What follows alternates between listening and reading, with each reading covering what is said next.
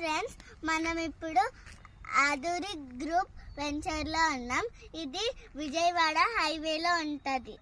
ఇప్పుడు మనం ఉన్న వెంచర్ పేరు ప్రకృతి హిల్స్. విజయవాడ హైవేకి 2 కిలోమీటర్ల దూరం ఉంది. మొత్తం 26 ఎకరాలు. దీనికి HMDA పర్మిషన్ ఉంది. ఇప్పుడు మనకి కనిపిస్తుంది బాట సింగారం ఫ్రూట్ మార్కెట్.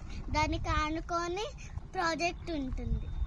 ఇందులో అన్ని డెవలప్మెంట్స్ ఉంటాయి.